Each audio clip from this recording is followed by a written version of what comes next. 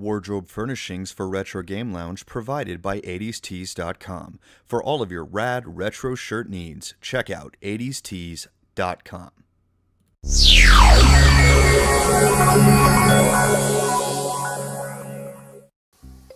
Hey, what's up everybody? Thanks so much for stopping by, and the SNES Mini is here. As you can tell by the thumbnail, or just this, me holding this little guy in my hands. Obviously, I was able to get my hands on one courtesy of Mom and Dad. Thanks so much, Mom and Dad. Appreciate that. I guess before I get started, I should just talk briefly about how I feel the launch went, supply, that sort of thing. Based upon what my mother unit and father unit told me, they went and stood in line for roughly an hour or so before my local Best Buy opened. And they told me the line wasn't too bad. It was maybe 30 or 40 people deep, so nothing super ridiculous. It wasn't wrapped around the block or anything like that. And as far as, excuse me, the supply that local Best Buy had, I think it was in the 150 to 180 range. Like, they definitely had a healthy supply of these things. And that store, at least, was limiting them to one per person. As a rule, at least, until they ran out of tickets. And they were handing out tickets, to all the folks in line, so they, you didn't have to stand out there, all freaking morning waiting for the store to open. You got your ticket, you could get back in your car and wait and whatnot. And then once the store opened, you could go in, present your ticket, and pick up your Super NES Mini.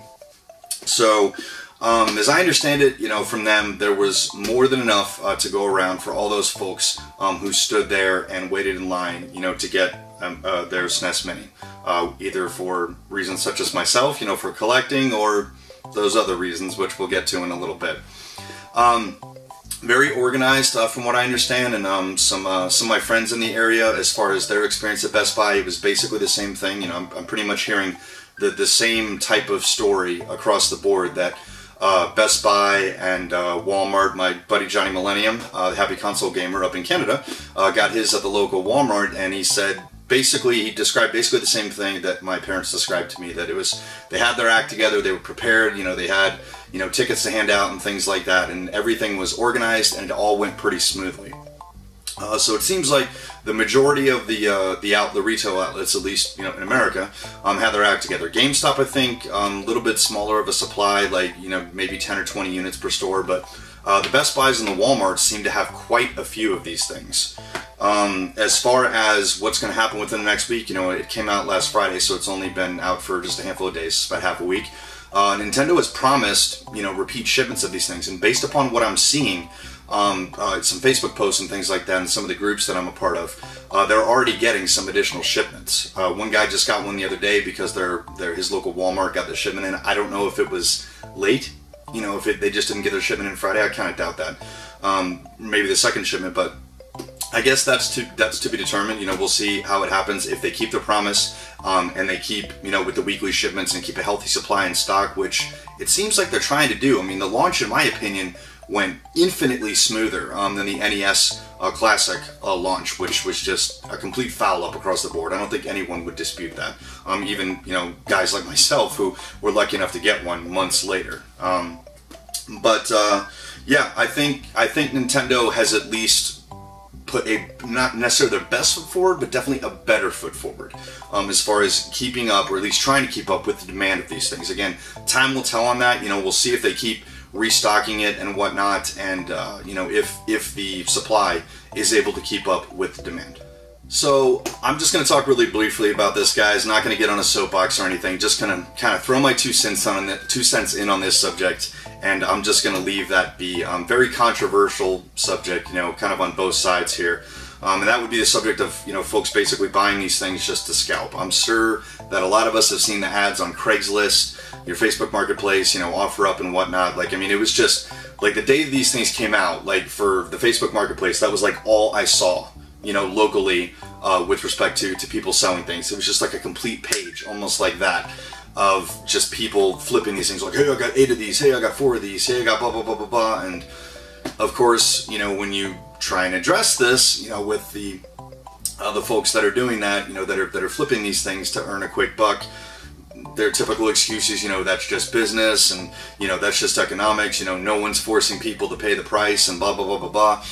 I will say this, there was a few posts that I saw on Craigslist and the other similar marketplaces where some kind souls were saying like they had a listing for this and the listing was free, and basically the listing said, don't pay money to scalpers, Best Buy and Walmart have a healthy supply of these. If you want one, go down to your local store and see if they've got one, or just wait a week, give Nintendo, you know, time enough to restock these things. Like, don't buy into the scalper prices, which, you know, for anyone out there that actually did that, thank you very much. That was really, really cool of you to do that. I wish I had thought of that, because I definitely would have, you know, put up an ad saying the same thing. Like, guys, you know, don't buy into the hype. These things are readily available. It's not like the NES Mini. This is a completely different ballgame. There seems to be a lot more of these things to go around. So, you know, don't jump into that cesspool with both feet. As far as my thoughts on scalping itself, it's one of those things where it's just like, it's hard for me to be unbiased about it because I'm a collector. You know, I'm not out for this to make a profit. I want it because I love Nintendo. And because I actually, you know, I have an NES Mini and I played it, and it's actually a lot of fun to play, especially when you're playing on a flat screen, and there's the convenience factor of, you know, you've got a crap ton of games in there, you know, a lot of Nintendo's greatest hits, and you've got them on the go, you can take them with you, it's small, it's portable, you know, it's really, really simple to use, and again, it is made for flat screens. Like, it looks really good on a modern display, at least in my opinion. And it's just one of those things where it's just like, man, I mean, if you're that desperate, you know, to grab one of these things and flip it, you know, just to make a quick buck, and, you know, your like I said earlier, your excuse is, well, that's just business, you know, no one's making them pay for these things. Well, first of all, you're not a business, you know, you don't have a business license, and I don't think you're charging these people sales tax. You know, I understand it doesn't work that way everywhere in the world, but here in America, yeah, you have sales tax, at least in most of the states, and you also pay this thing called income tax. So unless you're charging people that, or more importantly, if you're reporting your gains for this, not reporting it on your IRS documents, you know, reporting it to the federal and state tax returns, what you're doing is technically illegal. I understand that a lot of you are going to be like, you know, well, that's bullshit, you know, everyone cheats on their guys. Look, just my 2 cents. I'm not gonna, you know, throw dirt on anybody here. I'm simply speaking as a collector, simply stating my own opinion on my own forum.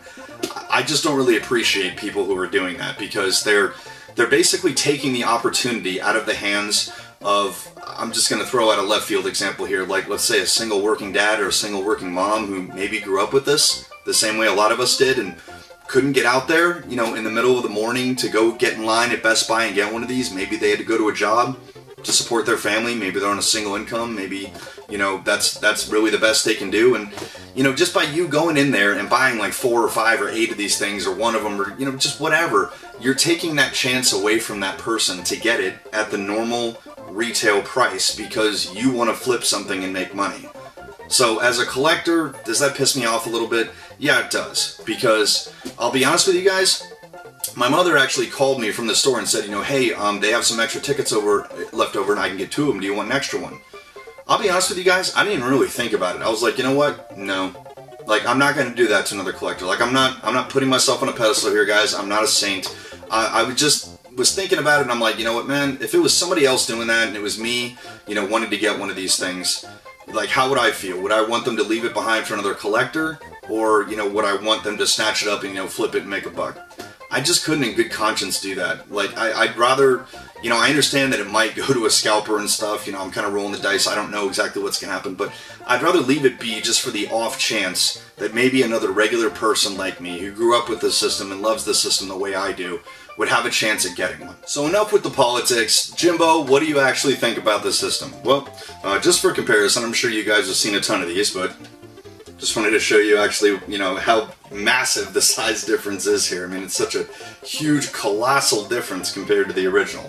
But what do I think about the actual system? Well, I'm pretty impressed with it. I mean, it's not like, it's not making as big of a splash with me, rather as the NES Classic did, you know, because this is basically the same thing as that, just scaled up to 16-bit, obviously, and you've got a different library and things.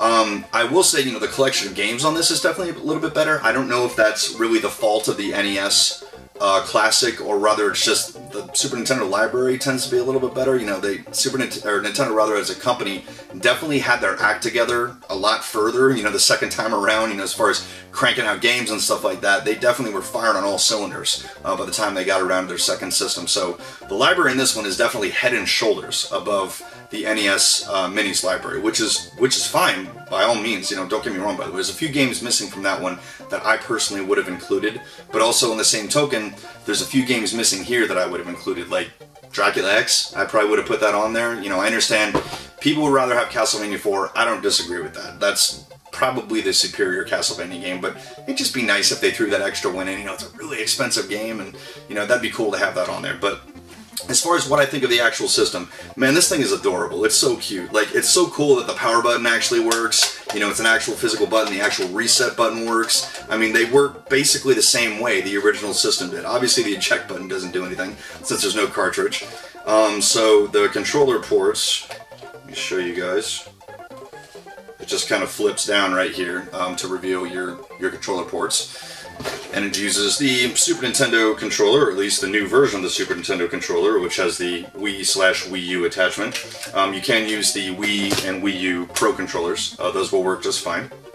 How do I think the controller stacks up? I think they did a pretty good job, man. Like, is it an exact one-to-one replica of the original SNES controller? No, obviously not, guys. It's been like 30 years. There's going to be tiny little differences. But when I put that in my hands and I'm sitting there playing the game, do I have any problems, you know, connecting with the game the same way that I did, you know, 25, 30 years ago? No. To me, it just, you hit the ground running.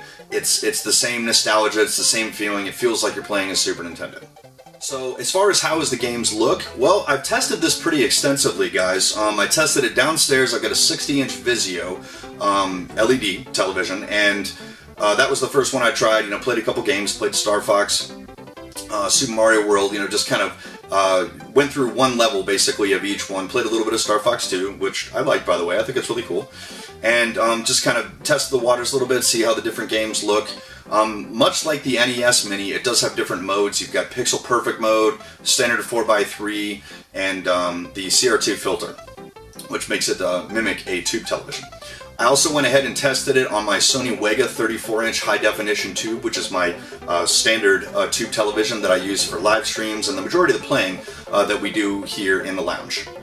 On top of that, just for comparison, and since it was right next to the tube, I went ahead and tested it on a 40-inch LCD from ProScan, just to get the, you know, the whole LCD versus LED thing. So as far as which do I think looks better, guys, it looks really good on this 60-inch Vizio that I've got downstairs. You know, so if you're worried about it looking like crap on a big screen, don't. It looks just fine. It's the upscaling to 720p looks fantastic. It doesn't give you an option to go into 16:9 mode.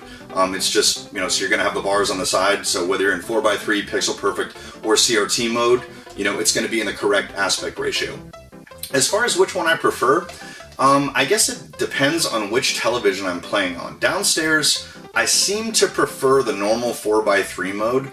I'm not entirely sure if that's the one that they intended for flat screens. I kind of get the impression that it is. That's the one that I think looks best on a flat screen. Like, your mileage may vary. If one of the other ones looks better to you, dude, rock it. You know, do whatever you want. The CRT one, it does kind of mimic a CRT. You know, when you're looking at a flat screen, the CRT filter, it does look pretty good. You know, it does a pretty okay job of mimicking what scan lines look like, but it does seem kind of a little bit washed out, in my opinion. You know, maybe that's just, you know, the difference between LED technology and CRT technology. Maybe, I don't know. But I just prefer the 4x3 mode. That being said, on my tube television, I kind of like Pixel Perfect, I think, a little bit better than 4x3 mode, because Pixel Perfect basically puts it as close to the original look of the game as possible, hence the name Pixel Perfect. Like, it's the closest to an exact duplicate of the way the games would have looked originally when they were put out. Now, on a tube, obviously, even though it's a high-definition tube, to me, that's going to be the way to go. I mean, to me, that's what looked best as far as the output of the tube. As far as the LCD is concerned, I'm going to say about the same thing as with the LED 4x3. Tend to look pretty good. Not the Pixel Perfect, but the CR2 filter, it looked okay. It looked a little bit better than it did on the LED. Like, I guess it's just the difference in technology. It looked, at least in my opinion, it just looks slightly better. But at the end of the day, you know, when it comes to flat screens, I'm probably going to stick to 4x3 mode, and the Pixel Perfect is probably what I'm going to look for on my high definition tube. So as far as the value that I think this thing brings, I really can't say anything more about it than I could about the NES Classic. It's, You know, it's basically the same thing, just with another generation of video games. You know, I know there's a lot of folks out there who are just spreading this stuff all over Facebook. You know, just get a RetroPie, you can have all the games for free. Okay, guys, that's all fine and good. Like, if that's what you want to do, that's totally cool. However, there's going to be a few drawbacks with that.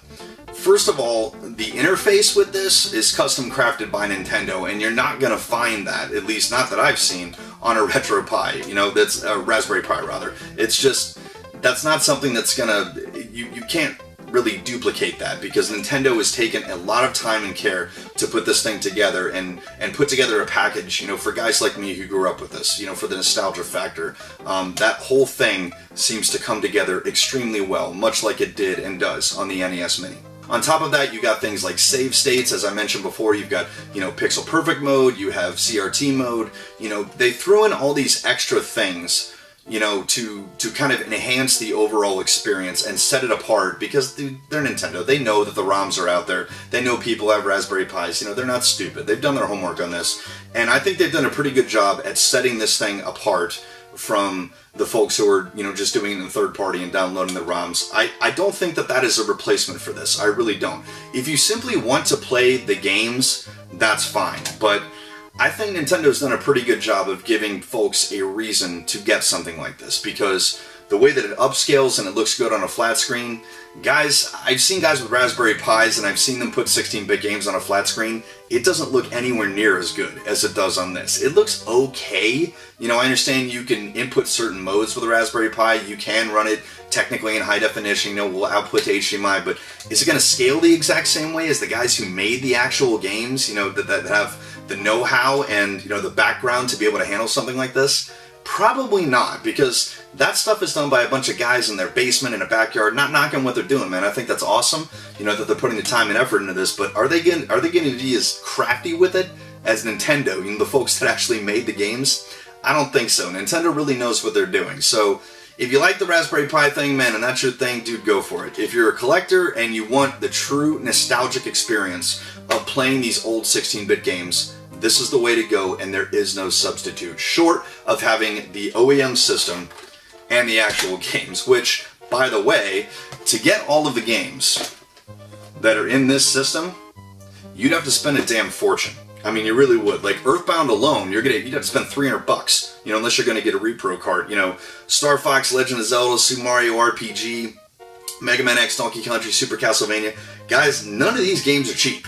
Maybe Star Fox, that would be maybe the one cheap one, you know, Super Mario World, obviously, since it's the packing game, but Mario Kart and the rest of them, Contra 3, guys, those games are all really in demand, so to add all those things up, you'd probably be looking at like $1,000, you know, to get everything, plus the system and all that stuff, and an HDMI converter to upscale it and get your shit modified and everything, you know, no, that would cost quite a bit of money, and for $80, and it comes with 2 controllers, and that's the other thing, you're playing with an actual Nintendo, Super Nintendo controller, one made by Nintendo. Yeah, for $80, that really seems like quite a bargain. And by the way, big props to Nintendo for actually including the extra controller this time. They really should have done that with the NES Mini. That was really the only thing that truly irritated me about that package that they put together, is that it just seemed kind of silly, because the original Nintendo, you know, the power set and whatnot, came with 2 controllers, you know, the same way the Super Nintendo did. That just seemed kind of silly that they didn't include that, you know, kind of like they were trying to nickel and dime you, and, you know, the extra controller was all of $10, so it's like, guys, if it's that big of a deal, throw it in the box and just raise the price $10. You know, no one's going to care about that because they get 2 controllers. So bottom line on the Super NES Mini, guys, I am very impressed with this the same way that I'm impressed with the NES Mini. I think it's fantastic. I think it lives up to the hype. I think the game catalog is there. I think the experience is there. I think the execution of the product is fantastic. This is Nintendo doing what Nintendo does best, and they're servicing their fans. They've stepped up their game to put the supply out there on this. I say if you can get your hands on one, man, if you're a fan of Super Nintendo, grab one. Seriously, it's a lot of fun to play these things. It's a great catalog of games. You got 2 players, several 2-player games in there. I mean, Mario Kart, you know, Contra and whatnot. I mean, this is fantastic. It really is. So if you can get your hands on one, you're a Nintendo collector like me, I say go ahead and grab one. Well, I want to thank everyone so much for stopping by. I really appreciate everyone's time, and I guess I'll see you next time.